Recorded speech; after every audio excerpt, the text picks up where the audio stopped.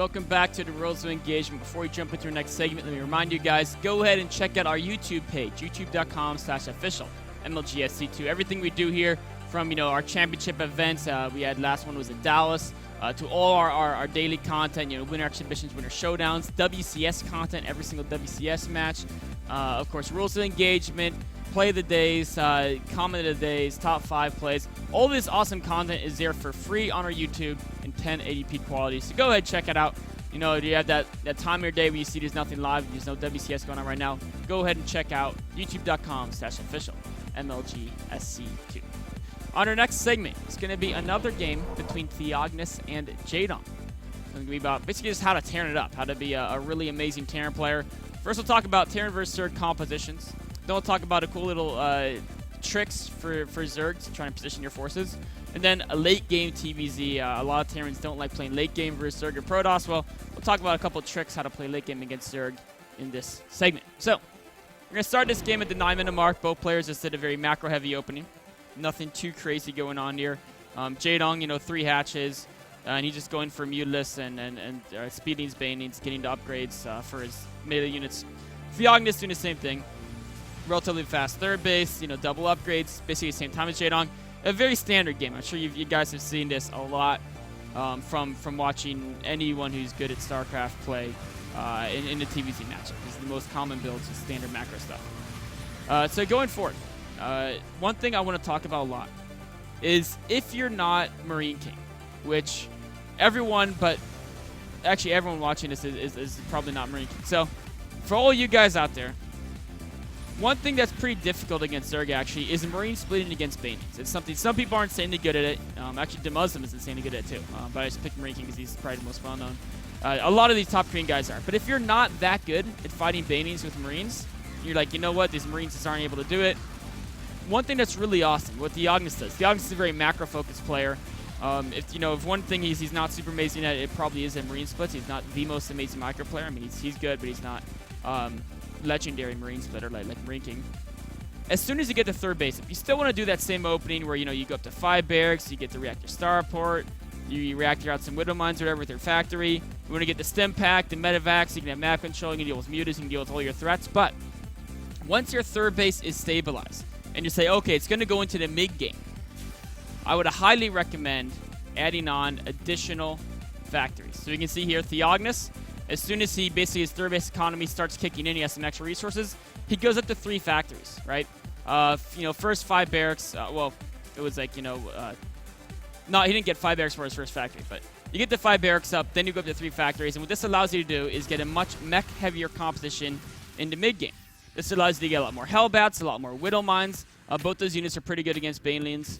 Hellbats, as long as you split them decently, they're actually really good against Banelings. If they're really clumped, then they're not so good, but it's much easier to micro Hellbats against Banelings than it is to micro Marines. So Hellbats, Widow Mines, tanks, you can get all that extra mech units. And the mech units are awesome because it just makes you so much stronger against the mid-game Zerg compositions. Now, it's a little tricky against Vipers, so that's why you might not want to go full mech. Also, mech's not particularly good against Swarm Hosts, so that's another reason why you might not want to go full mech. But those aren't reasons not to get any mech. It just means you might want to have some bio in your competition as well. But adding in a good amount of factories makes your play much, much easier in those mid-game battles. So going forward, of course, both players are still just macroing up, trying to find an angle for the mutas to harass from. And now Theognis is feeling like he has enough guys so he can start moving out, see if there's a Zerg needed by the 4th base, try to clear that out so we can go set up a 4th base, behind this pressure. And now he's going to pressure out, right? And from a Zerg perspective, right, if you're looking at Terran Army and you say, you know what, I'm Jaedong, I just took a look at this. I don't really want to try to kill that right now. It's just a little bit, I don't think I quite have enough units to squash it. It's not that close to my base. I can wait another 15, 20, 30 seconds before he'll probably cross all the creep and clear it out. And in that time, I'll have more units, and then I can deal with it then. I don't want to instantly squash it right now. So that's where what you want to do is you want to think, okay, his army is right here, right? It's right about here. If I'm not going to engage this right now, what should I do for the next 20, 30 seconds with my army? Well, this is what you should do. Very important. As a Zerg player, what you do is you send your army to cut off reinforcements, right? So instead of just hanging around here, right, you send it out cut off reinforcements. And this says two things. One, they can't reinforce this army. So over the next 20, 30 seconds, you can get more units because you're assuming that you're building something next 20, 30 seconds. I hope you are anyway. So you're going to get stronger. Their army that's threatening you will not get stronger. So that's very important to cut off reinforcements. And then second of all, eventually, so you have more units, they rally up to the front. And then those units, of course, you can go in and flank them from two sides once you're ready to actually do that invasion. So always, always, always, if you know you've got 20, 30 seconds before you really need to engage the Terran army, try to circle around, cut off reinforcements, and also helps you set up for a flank like 30 seconds later, a minute later when you actually do want to engage that Terran army. So very important part of Zerg positioning. Utilize the speed of your units to cut off their reinforcements. And that way, you'll be able to overwhelm them because you'll get more units than them because they can't reinforce arms. So Jaedong, he's looking at the force. He says, you know what? I'm not positive I can clear that all out. So instead of trying to continually fight this heads up, I know I have a little bit of time. And what I'm going to do is I'm going to grab my units, and I'm going to circle around, right? Now, he's not grabbing everything, right? Because, of course, he wants some units so the Terran can't just charge into creep blindly and base raid him. You don't want to base raid Terran. But he's grabbing enough guys that it throws, like, 8, 9, 10 Marines walking one by one, a Widow Mines rallying forward, a tank rallying forward. Also, he just get a bunch of free kills, right? And he can sandwich a Terran army from two sides. So a very, very smart play, just a small thing, setting a few units around the back can make a really big difference. Now, unfortunately, Theognis, of course, is really good, so that kind of sucked for Jaedong. And he realized what's going on, so he goes back to try to save these units and protect his basically reinforcement point. So he's backing up, regathering reinforcements, knows that, okay, my reinforcements get cut off, he can flank me, I don't want to lose my army, so I'm going to back up and play a little bit safer. So a very heads-up play there by Theognis. And going forward again, right? He's going to push forward again. The same thing, exactly. Push forward again. And what's Jaedong going to do? Okay, I'm Jaedong. You know what? I don't know if I want to fight this quite yet. I'm going to do the same thing, deal with the drop, and then try to cut off reinforcements, right? So that's why these armies are coming around the back. Right here, just cutting off the reinforcements, making sure Theognis can't reinforce this army. And then again, Theognis is stuck in that spot. Well, either this army could get surrounded and dead, or I have to back up and protect my reinforcement point. And if he didn't back up and protect his reinforcement point, right, if he didn't back up here, then Jaedong could have gotten a massive advantage. So really cool positional play. It's funny because a lot of people, you'll watch the games and you'll see those type of moves and you won't recognize how important these moves actually are. It's moves like this that against almost any other opponent, they win the game outright, right? I mean, these are the type of moves that, like, so you say, okay, I'm a high master guy. I can make a bunch of Marines and Hellbats and just move off and kill Zerg, and it's super easy. And what happens is, like, I can do what he can do because you don't realize all these positional movements that are happening during the game, and that if you make a small mistake, that's when you notice the movement. That's when you lose all the army, and that's when everyone says, oh, that this guy's terrible because he made this mistake. What they didn't realize is all these moves going on the pros are doing that you don't even notice because you only notice it if a player makes enough of a mistake there's an opening. Otherwise, it's just this like positional game, a lot of small moves that are easy to overlook, and you'll totally miss them. It's like watching two great guys at jiu-jitsu go at it. You know, there's all these little subtle things that you only notice when one of them messes up and they get that lock. So a really cool positional play. Zerg players out there, keep that in mind to try to constantly cut off reinforcements. Terran players, if you see your Zerg opponent try and do that. Sometimes you can just still go forward for the base race. Sometimes you got to back up and redefend that supply line. Make sure you can keep your guys. So right here, Jaedong goes for it again. Theognis says, you know what? If you're going to go for a full-on attack, I think you sent too many guys here that I can actually just go and kill you. And this is actually the trick what Jaedong does, is because he actually didn't send a lot of guys. He still had, because it's Jaedong and his macro is insane, he still had like 1 billion Baneyans left back here at home. And with Theognis being so deep onto creep and not having quite the Marine King splits, the Baneyans coming everywhere. And you know, having this many Hellbats all clumped up is pretty rough against Baneyans. So he gets cleaned up because Jaedong would put him in that position where, okay, do I go back and give him more time to tech the hive, or should I just go for it? He went for it, overextended on creep, and Jaedong caught him there. And so that's the mistake people notice. And so now Jaedong has a small advantage. But during that whole time was very important Theognis was doing. Very important to late game TVZ. Always keep expanding. So while all that was going on, he took his 4th base. And as long as you keep expanding, you can afford to lose these armies. They're pretty... these Terran armies are pretty disposable, right? Your income's going to be very high as long as you're macroing well. Theognis actually had 80 SCVs a second ago, but he lost a whole bunch in that natural during that Bane bust there. But yeah, he's got a great economy. He's got a lot of mules. He's got a lot of mineral income. And he's got a lot of production, right? He's got 3 factories. He's got a lot of barracks, and he's got the starport. So the only units that's hard to replace is his medevac count, because he can only build those 2 at a time right now. So as long as he keeps medevacs alive, which he did in that last engagement, he can replace the army fairly easily, but he can only do so if he has a lot of economy. So that's why as a late game in a Terran, constantly keep expanding. It's very, very, very important to constantly expand. And now also, during that late game, the Zerg player has some scary techs, right? They've got Ultralists, Infestors, Broodlords, something like that. That's when all of a sudden your word is Terran. If you see your opponent going Ultralist as Terran, try to get a lot of Widow Mines. It's actually, Widow Mines are very good against Ultralists. It can be deceiving because you'll see like one Ultralist go through like a field of Widow Mines. But you have to realize that Widow Mines are basically free compared to Ultralists. Even if you lose a whole bunch, every Ultralist you kill is worth so much more than your Widow Mines, especially if you have a high factory count. So that's why, against a thing like this, where you see a whole bunch of Widow Mines go off, it's just a bunch of Broods, Ultralists, and some dead Zergings. But, I mean, killing a fourth of an Ultra's hit points is actually huge, right? So it's well worth the Widow Mine shot, and it takes 40 life off every other Ultralist. Those all add up. Now, Marauders are great too. In fact, Marauders are probably slightly better. But Widow Mines are a little more versatile, and it's easier to use. Marauders are only great against Ultralists if you're insanely good at kiting. Which, if you're a lower level player, try to use a lot of Widow Mines as well.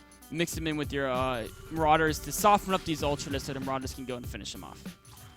Then the other part is, as he pushes forward again, right? He's in a situation where, okay, I want the Ultralists to come through this small chokehold. That's what Theognis is trying to get out of this. And it's a little game of cat and mouse, right? He's coming in, I'm pushing in, picking stuff off, I run away from him. I can slowly drain his army. But what's happening behind us? Meanwhile, a whole bunch of Predators are made. Meanwhile, with the drop, he's already spied out the Greater Spire. So he knows Broodlords are en route. In fact, now here the Broodlords are morphing. And he's been able to, get some cost-efficient trades in here, force Jaedong to keep rebuilding some units, took out the spines, softening up the Ultralists, softening up the hatchery. But as soon as these Broodlords come into play, he's going to be taken out. So really quickly, he tries to get the hatchery before the Broodlords come in because they can push the mines back, and then the Ultralists can charge out and not have to worry about this minefield. And now he's in a very tough spot of a Terran player. We're dealing with both Ultralists and Broodlords. So this is where use your mobility. Use that mobility. Keep this working around the map. Work the drop play over here, drop play over here, because Ultralists, I counter with Marauders and Widow Mines. Broodlords, I'm going to counter with mobility. Just always be where the Broodlords aren't. And as you can see this, as long as you keep expanding as well, you have to constantly expand. Right, Theognis taking the bottom left base. Constantly expand, use the mobility to keep denying the Zerg expansions, and eventually you can bleed the Zerg dry. Now, if it gets to a turtle super late game, that's when you start adding a lot of Ravens against the Broodlords. But if you're in a situation where Theognis is, where he's dealing with this doomed Zerg army, and he doesn't have Ravens, he doesn't have an insane Viking count, he doesn't have like battle cruisers would actually be pretty good against this as well with the Emoto Cannon, but he doesn't have those high-tech units that, compositionally kind of are good against this. What he does have is a lot of mobility. So he can use that mobility, use the Widow Mines to soften with the Ultralists, the mobility to deal with the Broodlords. So as the Broodlords go to the left side, he says, you know what, I don't know if I can beat the Broodlords, so I'm going to go ahead and counterattack down here. And then he saw that everything but the Broodlords ran back, so he's going to back up because he doesn't want to be caught by fungus. So that another little mobility play there. The Zerg didn't pass the Zerg didn't move back as well. All of a sudden, Theognis would have won the game right there. And because the Zerg moved back, he was able to almost catch the Broodlords off guard. Infestors got there just in time to stop. And then again, he knows the Zerg units are over here. He can come on to right side, try to pick off a queen or two. Just always try to use your mobility to pick off what you can and deny the Zerg expansions and keep expanding. And then, yes, you don't have an insanely cost-efficient army against the Zerg army that's very high-tech, but what you can do is you can bleed them dry by denying their expansions and using your mobility to pick off units wherever you can. So going forward here, we can see all of a sudden, because of this, yes, Theognis has lost his bottom left base, but he's constantly killed the top right of Jaedong. He's even done some damage in the main as well. Jaedong's basically mined out, right? Jaedong's on mining off scraps off this fourth base. Theognis is as well. This is the game-deciding moment right here. Can Theognis hold the bottom left location? This is pretty much what it all comes down to. And the idea is, okay, Theognis can take the bottom left, and Jaedong has to either take the top right and then realize that a whole bunch of mules will land in the bottom left and he'll be outmined, or Jaedong has to try to break this location. So we can fast forward this here for a second. and see exactly how this is going to play out. And one important thing to notice is how many Widow Mines Theognis has. He noticed there were only a few amount of Broodlords, so he didn't overreact to those, and he got a ton of Widow Mines. Because against Ultradus, in fact, I think you already killed the Broodlords. Against Ultradus, again, Widow Mines are your very best friend. Ideally, you don't have them quite as clumped against the player who's really good with fungal, but right here, all the Ultras just going to be absolutely decimated. They can't even approach the Widow Mines. If they can't approach the Widow Mines and you're denying the top right with drop play, the Zerg's basically going to be outproduced and lose the game. So, actually, we'll watch the end of it. I mean, the game's decided right now just because of the Widow Mine count. We'll watch the end of this. It's a really cool move where he burrowed infestors and flanked the army and got insane fungals off. And there's any way you could beat this type of army with the Ultras Infestor combination, it would be with those massive fungal flanks. But unfortunately, with the Ultras being softened up and there's been enough Marauders and Marines left to finish them off, there's just not enough stuff for Jaedong. And you can't break this bonification. If you obviously can't break this, he's going to lose the game, as we just talked about. So he's going to try one last attempt, and now he's going to back away, and he's probably going to concede. Oh, he's going to take another 10 seconds. But the game's over twice if you count. So a couple cool things about this game that's really, really important is the first thing to recognize is, as a Terran player, if you don't have insane Marine splits, add in some more mech in your army. Get that composition a little bit more mech heavy. The Zerg player, or actually, even as a Protoss player versus Terran, sometimes you can do this with like DT warp-ins, but it's more blink stalkers a little bit, but it's a little bit risky because your units aren't as fast and less disposable. But really, as a Zerg player, always try to cut off the reinforcements. Before you worry about dealing with the main army, unless you're sure you can squash it immediately, cut off reinforcements, and then deal with the army. Isolate, and then destroy. And then, of course, as a Terran player, or really primarily focusing on Terran versus Zerg in late game, keep up the expansions. Constantly expand. And then against Ultradus, Widow Mines Marauders are your friends. Against Broodlords, Ravens are your friends, but if you can't get to them, you don't have the tech ready, use that mobility to keep your opponent's bases denied, and then hopefully they can't get too many Broodlords up in order to take you out. So this wraps up this episode, or segment, excuse me. Rules of Engagement. We'll take a short break and be on to our third segment, which is going to be a Xenocider versus Major game.